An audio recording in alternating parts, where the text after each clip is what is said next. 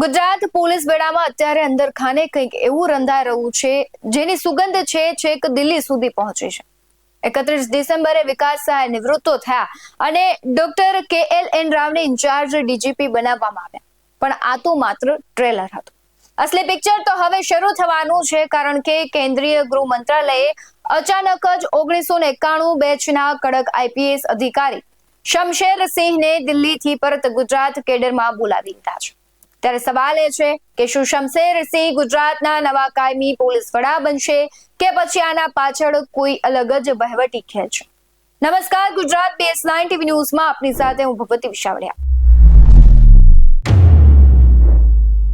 કેન્દ્રીય ગૃહ મંત્રાલયનો 2 જાન્યુઆરી 2026નો આદેશ, જેમાં શમશેર સિંહને BSFના ADG પદેથી મુક્ત કરી તાત્કાલિક ગુજરાત મોકલવાનું જણાવવામાં આવ્યું। શા માટે આટલી ઉતાવળ? સામાન્ય રીતે ડેપ્યુટેશન પર ગયેલા અધિકારીઓ મુદ્દત પૂરી કરીને આવે છે, પણ અહીં તો પ્રીમેચ્યોર રિપેટ્રિએશન એટલે કે સમય પહેલા વાપસી થઈ ગઈ છે અને વહીવટી વર્તુળોમાં ગણગણાટ છે કે ડોક્ટર રાવ તો માત્ર સ્ટોપ ગેપ છે। અસલી કમાન્ડ શમશેર સિંહને સોંપવાની પૂર્વ તૈયારી થઈ ચૂકી છે। શમશેર સિંહ એટલે એવા અધિકારી જેમના નામથી ભ્રષ્ટાચારીઓ ફફડે છે। ACB અને વડોદરા કનેક્શન, જ્યારે તેઓ અને આશિષ ભાટિયા ACBમાં હતા ત્યારે લાંચિયા અધિકારીઓની ઊંઘ હરામ થઈ ગઈ હતી। વિકાસ સહાય બાદ તેઓ સિનિયોરિટીમાં મોખરે છે અને સરકાર હંમેશા એવી અધિકારીની શોધમાં હોય જે ગુડ બુકમાં હોય અને જેની સામે કોઈ વિરોધ ન હોય। શમશેર સિંહ આ બંને માપદંડોમાં ફિટ બેસે છે।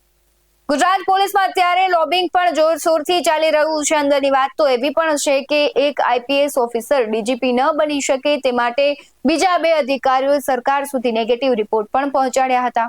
અગાઉ અમુક અધિકારીઓને એક્સટેન્શન અપાવીને સિનિયર અધિકારીઓના પત્તા કાપવામાં આવ્યા છે, પણ શમશેર સિંહની એન્ટ્રીએ તમામ કાર્ટલ અને શીત યુદ્ધ રમનારા અધિકારીઓના સમીકરણો બગાડી નાખ્યા છે।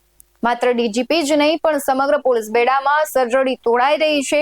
આગામી સ્થાનિક સ્વરાજ્યની ચૂંટણીઓ પહેલા અમદાવાદ, સુરત અને રાજકોટના અધિકારીઓ બદલાશે, ત્યારે સુરતની અપહરણની ઘટનામાં પોલીસની જે નિષ્ક્રિયતા દેખાય તેના કારણે પણ હવે પરફોર્મન્સ ન આપનારા PI અને DCP લેવલના અધિકારીઓને સાઇડલાઇન કરવામાં આવશે। ગૃહમંત્રી હર્ષ સંઘવીના ડ્રગ્સ ફ્રી ગુજરાતના મિશનને ગતિ આપવા માટે શમશેર સિંહ જેવા કડક અધિકારીની જરૂર સરકારને વર્તાઈ રહી છે, પરંતુ સવાલ સૌથી મોટો એ છે કે શું સિંહની ત્રાળ કમલમમાં ગુંજશે?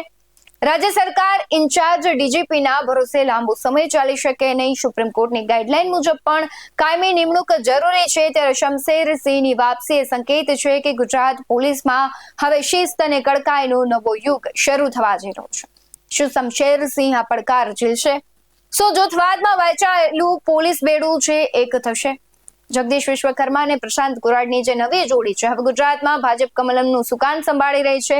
2027ની વિધાનસભા ચૂંટણી પહેલા સરકાર અને સંગઠન એવા પોલીસ વડા ઈચ્છે છે જેની છાપ નિષ્કલંક હોય અને રાજ્યમાં કાયદો અને વ્યવસ્થા પર મજબૂત પકડ ધરાવતા હોય। શમશેર સિંહની કડક જે ઇમેજ છે કમલમના ઝીરો ટોલરન્સના એજન્ડામાં બરાબર ફિટ બેસે છે। શમશેર સિંહને BSF દિલ્હીમાંથી સમય પહેલા પરત બોલાવવાનો આદેશ કેન્દ્રીય ગૃહ મંત્રાલયે આપ્યું છે। સામાન્ય રીતે આવા મોટા નિર્ણયો રાજ્ય સરકાર અને સંગઠન સાથે પરામર્શ કર્યા વગર લેવાતા નથી, એટલે સિંહની એન્ટ્રી માટે કમલમમાં ગ્રીન સિગ્નલ મળી ચૂક્યું હોવાની પૂરેપૂરી શક્યતા છે।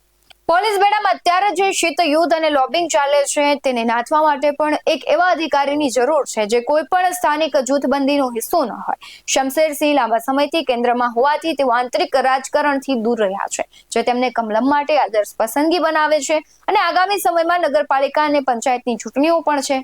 કમલમ ઈચ્છે છે કે ચૂંટણી ટાણે કાયદો અને વ્યવસ્થાની સ્થિતિ એવી હોય કે વિપક્ષને બોલવાનો મોકો ન મળે। શમશેર સિંહનો વડોદરા કમિશનર તરીકેનો અને ACBનો અનુભવ ગ્રાઉન્ડ લેવલ પર પરિણામ આપનારો રહ્યો છે। જો શમશેર સિંહ કાયમી DGP બને તો તેનો અર્થ એ થશે કે કમલમ હવે પોલીસ પ્રશાસનમાં પણ જનરેશન શિફ્ટ અને સર્જરી કરવાના મૂડમાં છે। સિંહની ત્રાળ માત્ર ગુનેગારો માટે જ નહીં, પણ પોલીસ બેડામાં પણ ઘર કરી ગયેલા સુસ્ત અને ભ્રષ્ટ તત્વો માટે પણ ચેતવણી સમાન હશે। આવા જ વધુ અહેવાલો સાથે ફરી મળતા રહીશું। તમે અમારી YouTube ચેનલને સબસ્ક્રાઇબ કરવાનું, અમને Facebook અને Instagram પર ફોલો કરવાનું ભૂલશો નહીં। બાકી અમને અપડેટ્સ મેળવવા માટે આપ જોતા રહો BS9 ન્યૂઝ। નમસ્કાર।